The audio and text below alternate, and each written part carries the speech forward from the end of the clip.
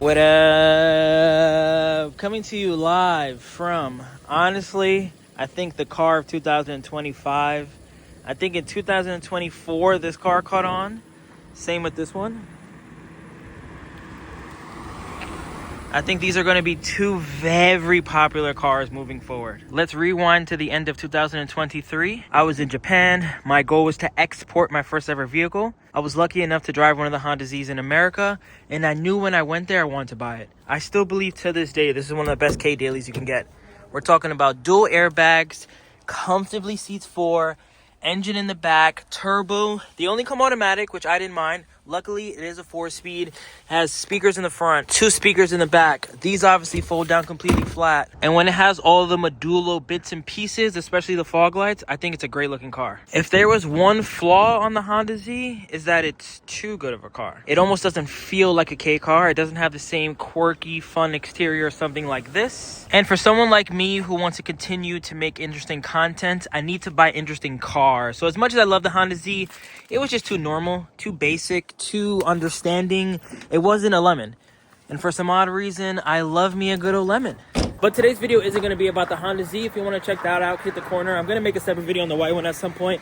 But what I really want to talk about is the car that I fell in love with when I was in Japan in 2024. I was able to drive it all over Hawaii, and it made me really fall in love with it. And shout out to Giovanni at Right Hand Imports. That was the first time I was able to get behind the wheel of a turbo model. And then yesterday, because the Pink Lemonade is currently down with its alternator issues, I drove this thing home. And boy, oh boy. Not only does it have the looks, right? Everyone loves round headlights. Everyone loves the classic look. Everyone loves the Mini Cooper. Now, eliminate the European Mini Cooper problems, all the design flaws, all of the rust issues, and you get yourself a Daihatsu Mira Gino.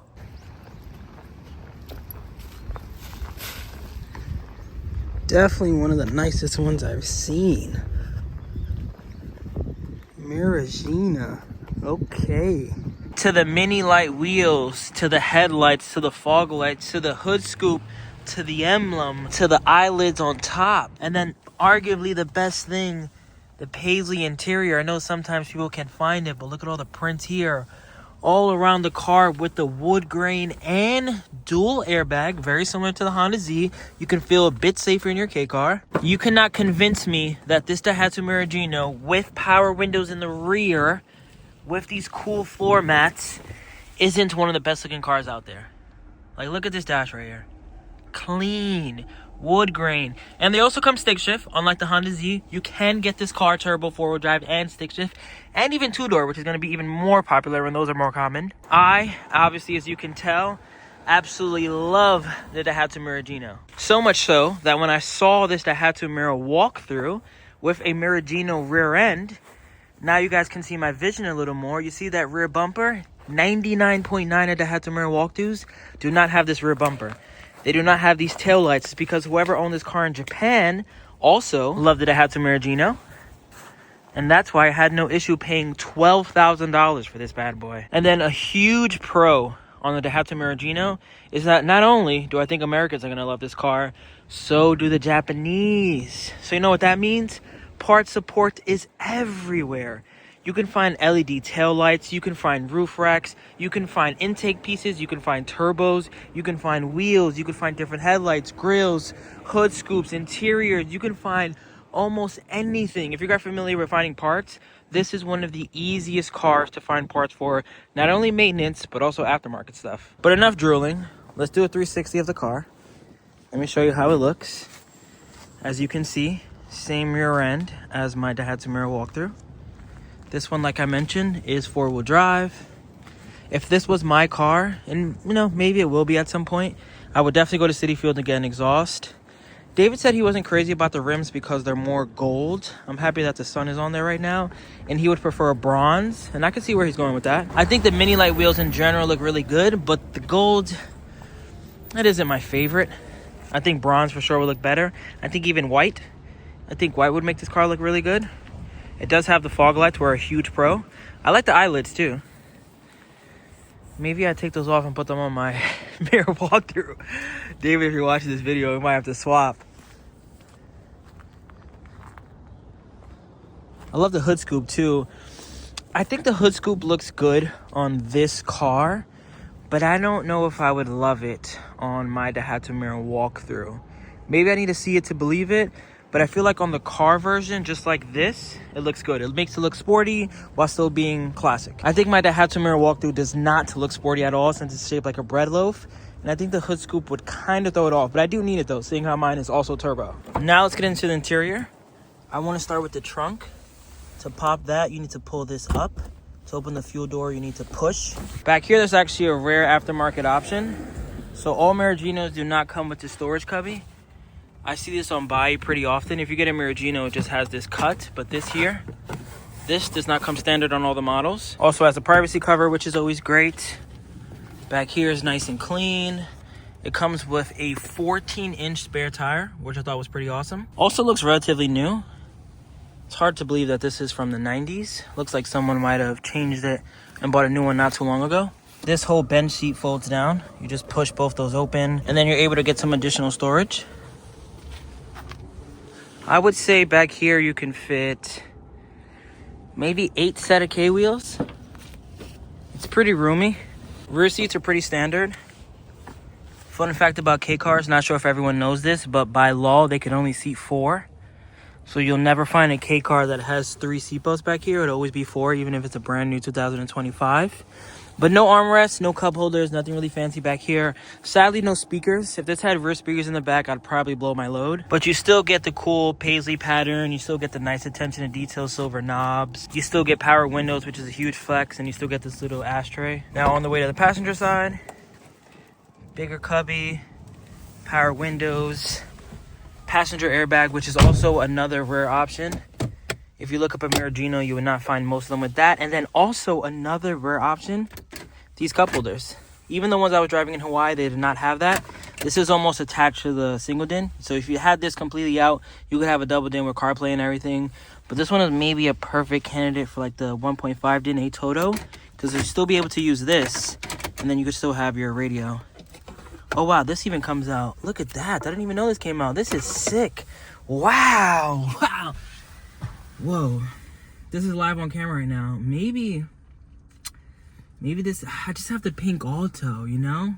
I guess if someone bought the pink Alto, I would go ham with this one. I'd buy an intake, blow valve. I'd still keep it pretty classic. I don't know if I put a city field exhaust. I might leave it quiet, seeing how it's automatic. But no, this has a lot of potential. I think David is only selling this for $7,500 too, if anyone's watching. You can't tell me this is not worth $7,500. Comes with title. Doesn't even have 100,000 kilometers. It only has 91, which is about 50,000 miles. Has AC, has heat, has radio. Has this as a rear option, that as a rear option, this as a rear option. Little cubby in the back is a rear option. Clean too. Drives great. I can't wait to get on the highway. Wow. Wow. All right, let's continue the review. But yeah, that's a rear option. Ashtray there. This one, as you can see, is automatic. Please pay attention when you're purchasing your Daihatsu Mira Gino, because I think they also exist 3-speed automatic. And if you're going to buy one that's automatic, you definitely want the D4. You don't want it to say D2L. You want it to say D432. That means it's 4-speed automatic. Let's work our way to the driver's side. Comment below how you feel about those wheels. Oddly enough, if I had this, I would still do yellow, but I think I would change the caliper color. Well, the rim color, I should say, because I don't think that yellow and gold would go good together. So maybe I'll paint them like white, or maybe bronze, actually. I'll do the bronze I keep talking about. But in here, very comfortable.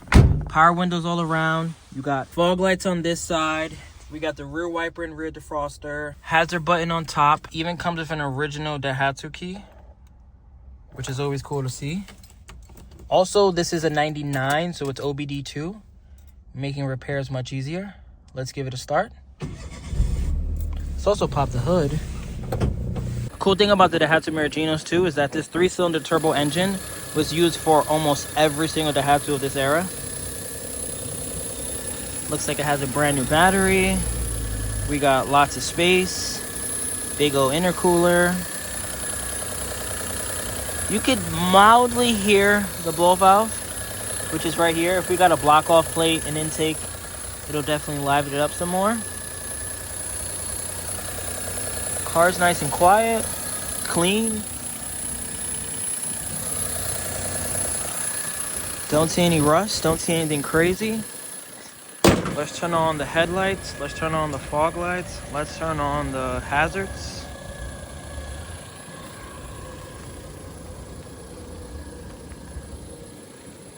Shout out to the homie Chad out in, I think, North Carolina. One of the Patreon homies. I even tried to convince him. He wants to start importing cars. I told him, you should get a Daihatsu Mira Gino. I think these fly off the shelf. I think for $7,500. I guess the only imperfection is maybe that.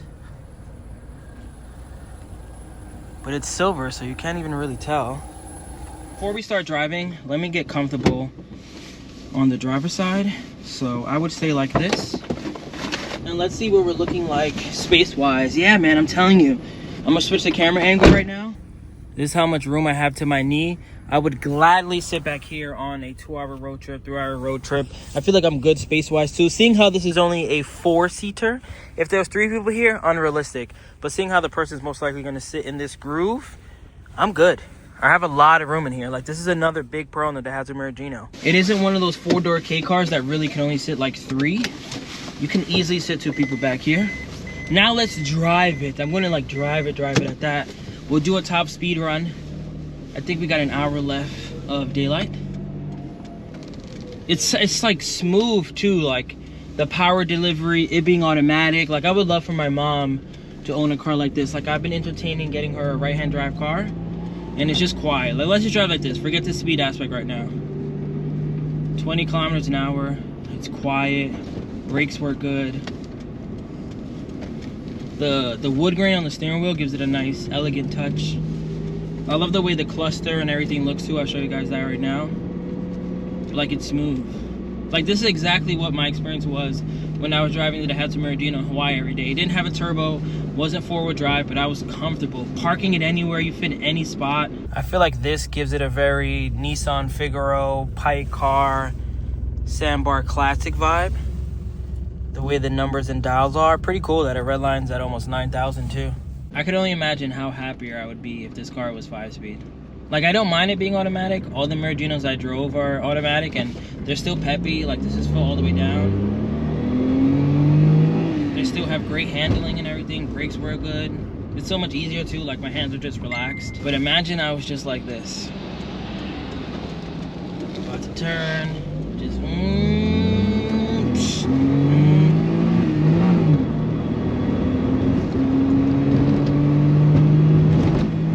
This is 100 kilometers an hour, by the way. In just those little bit of seconds. Like, I need to get on the highway. I need to show you guys the top speed run, but it gets up there quick. I would argue that the Daihatsu Mira Gino, comment below, is a sleeper.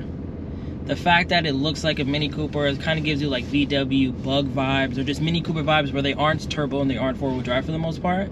So the fact that this one, if it had an intake exhaust, bigger intercooler, like blow valve and everything, people would find it off guard. It's kind of like my Mira walkthrough, where like that one you definitely don't think is turbo, but this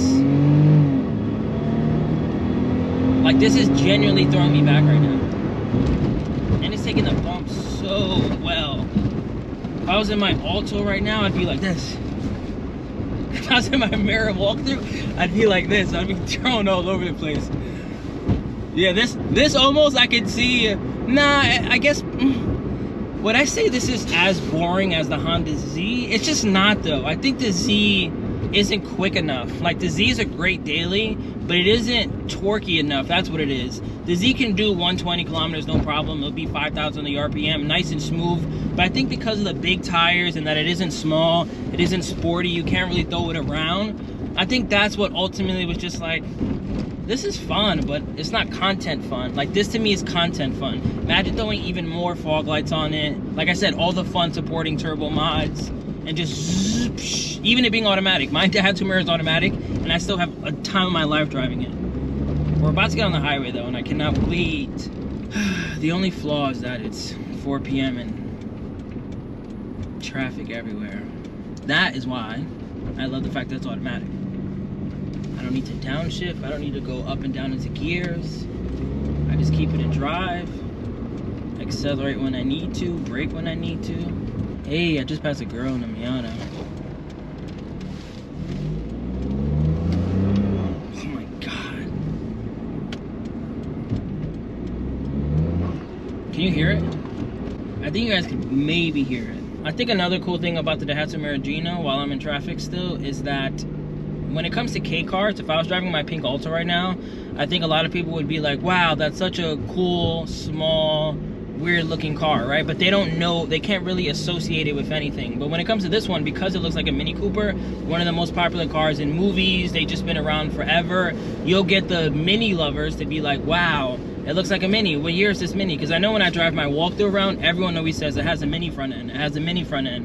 And I just be like, yeah, it has a Mini front end. Like, I'm not going to tell them what a Daihatsu Mira Gino is because they obviously don't know what that is. But I think that's another pro where not only JDMs, but like a lot of the Euro people can also appreciate your new ride. I know I said this already, but the car is 4-wheel drive turbo. Any K car that is 4-wheel drive turbo is sick. Period.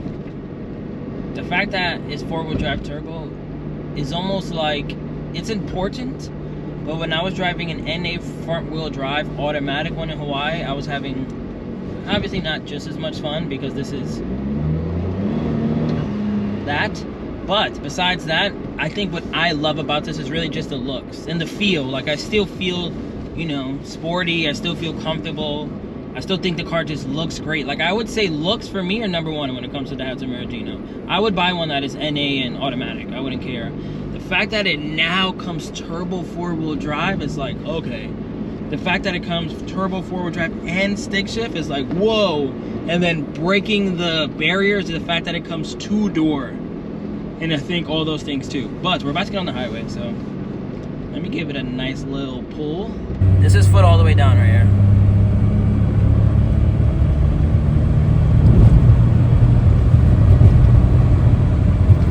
Also uphill. So let's just start here actually. At 62 miles per hour, which is where you're gonna spend most of your time at, it's about 3,500 on the RPM. Now if you wanna push it,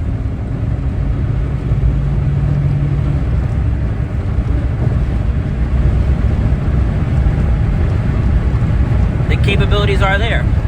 Let's do one more acceleration / highway test, focusing on more of the RPMs and the speed. Let me get to like 50 miles per hour. So if you're driving 80 kilometers an hour, you're around 33,000. Now if you're going, this is in 4th gear. If you're going 60 miles per hour, you're around 35. And then foot all the way down.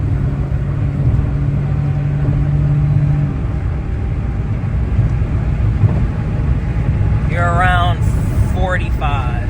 Which is very respectful and quick for this being an automatic 4-wheel drive car. I remind you, all of this is that 4-wheel drive, full-time 4-wheel drive.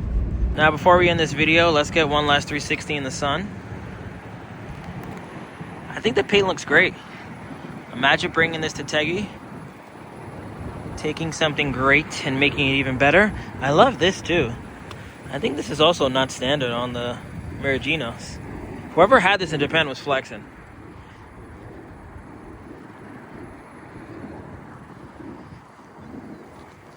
The exhaust is cool. I like the shape of the tip. We gotta find this in Japan. Maybe I'll order it for David, seeing how I'm gonna swap these over. That'll be my trade. Yeah, we gotta get some new ones of those. But yeah, man, great looking car. For sale as of right now for $7,500. If WayBeforeTheFame gets his hands on it, then it's gonna be close to 10. Because I'm gonna go in. We're gonna paint the calipers, intake, blow-off valve, LEDs all around, Tegi touch, and we can't forget about the inside. LEDs all around there. Change the radio, get some CarPlay in here, maybe some brand new speakers, Ozone machine, and do all that fancy stuff at Tegi. Yeah, man, I love this car. Thank you guys for watching. I'm going to enjoy driving this home right now, and I'll catch you on the next one. Peace. Remember the name. This is way before the fame.